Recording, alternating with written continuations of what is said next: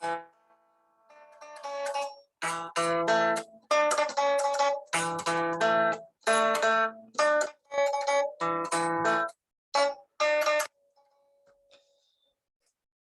win 4-2 against the Calgary Flames on the road to cap off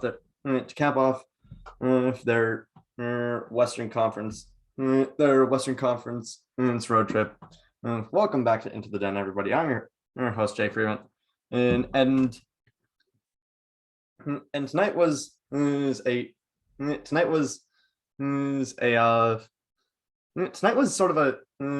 pretty fun game. But first of all, I have to say a happy 1000th game to Mr. Milan Lucic in his second game against the Bruins this season, and he played his 1000th game. Congratulations, Mr. Lucic.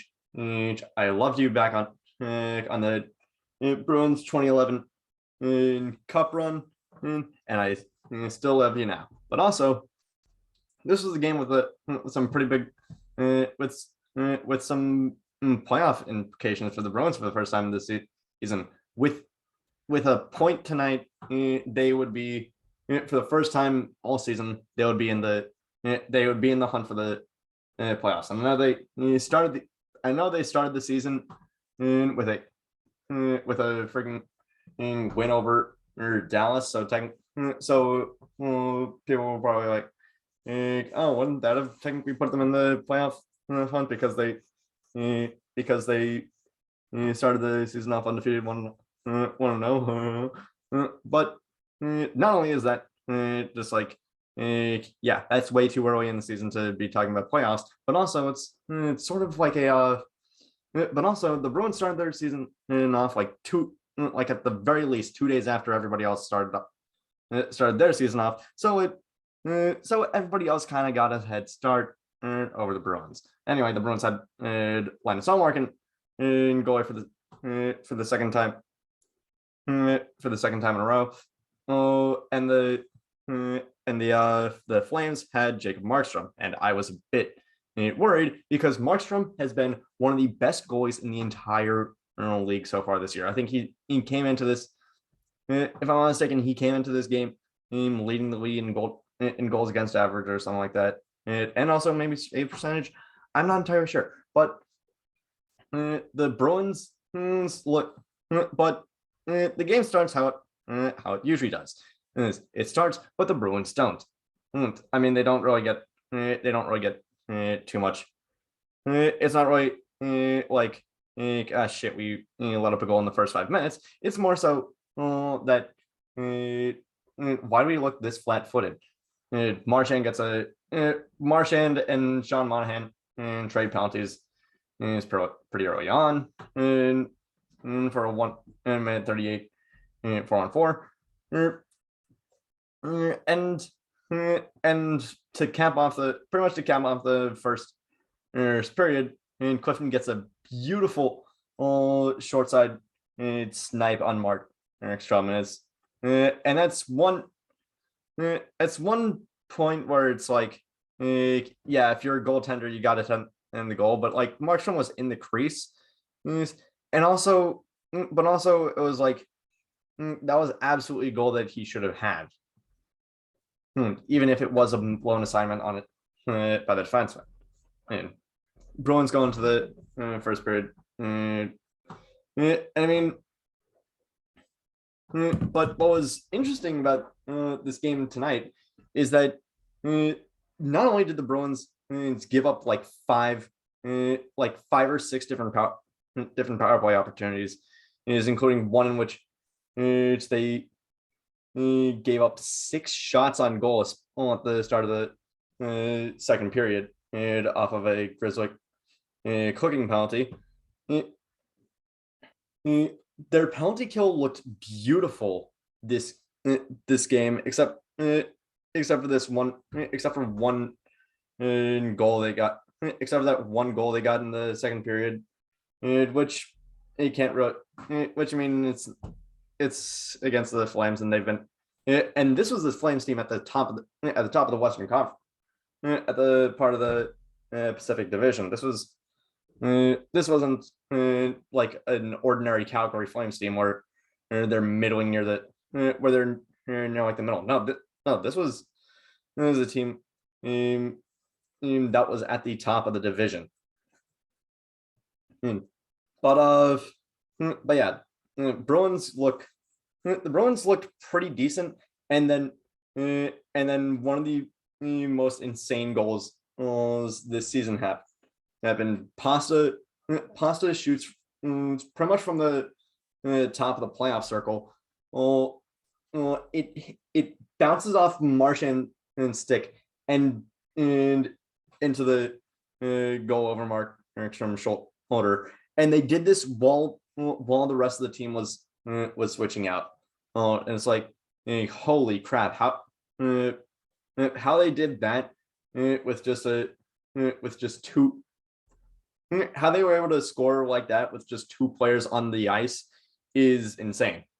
And then really, and then less than a minute later, Charlie Mac, a net front drive lets Charlie McAvoy and get it wide ass open up the middle, and he's able to put it past the two defenders and Markstrom to put the Bruins up 3-0. And then Anton Lee gets two in the box for slashing, and Kachuk is right there on the on Allmark's weak side to kill the shutout. Sorry. And then one of the funniest things another really funny thing happened where Eric Goodbranson, where Marchand slashed Eric Goodbranson, and the stick fell out of his hands, and then I think it was Charlie McAvoy coming and somehow Goodbranson's stick flies up like 20 feet into the air. I'm like, how the what the shit? Anyway, Bruins killed the penalty, but also it felt like Bergeron was honestly getting a little bit boned in the playoff circle tonight. He only won up till that point. He only won 1 for 5 against Monahan, and so I'm wondering, is Sean Monahan just the Calgary Flames version of Patrice Bergeron? I mean, I don't know. I don't look at the Flames too often, but to start off this third period, another net front crash, and this is what I love about the Bruins right now. They are playing more aggressive. They are definitely playing more aggressive the past few games, as opposed to at the beginning of the season. They are showing they are getting hungry, and it showed with Lazar swinging his stick out to put it past Markstrom for the fourth and final goal for the Bruins tonight, and that gets Lazar his second goal in 4 games, and really there's just a few penalties left, and oh my god, the Bruins penalty kill looked so good. I have to reiterate, the Bruins penalty kill looked so good tonight. And at the start of the game, I was like, holy crap. Holy crap. It's probably not, at the beginning of the game, I was like, it is not a good thing that Ullmark looks this good, because on the one hand, he looks amazing, but on the other hand, he has to, because the Bruins defense was doing nothing, and they were giving him absolutely no room to breathe. But I mean, it eventually culminated in a goal, and then a second goal as Sean Monahan gets like a garbage time as a pass from Lucic ricochets off of Sean Monahan's skate into the goal with like a minute 36 left in the game. Yeah, good luck. Good luck surmounting it. Good luck surmounting a 2-goal deficit that quickly. And I know the Bruins scored 2 goals in less than a minute, but goddamn, it's one of those. It's at the end of the game, so you're playing very frantic. This definitely felt like the Flames sort of what time is it? Oh shit, it's like it's 15 minutes before my 8 a.m. and I forgot to do any of the homework. It's handed in. And that's not to discredit the Flames tonight. They played their hearts out, and it is insane that and it's honestly insane that Olmark was able to stop as many as he did. I mean, and the dude had almost 90 saves over the course of 2 games. That is impressive. But honestly, I'm proud of the Bruins so far. I'm proud of the Bruins right now.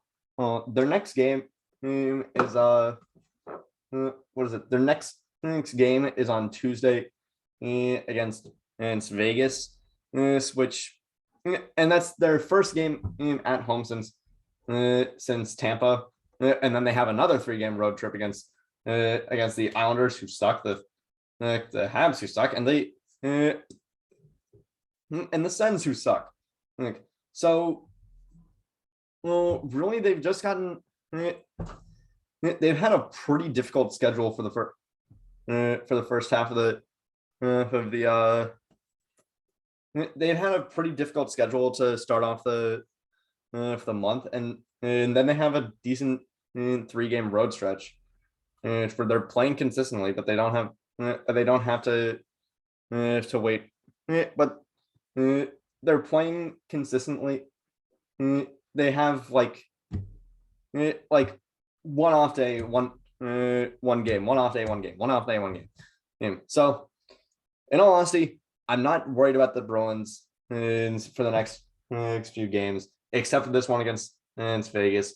But except for this next one against Vegas, but we will get to that in time.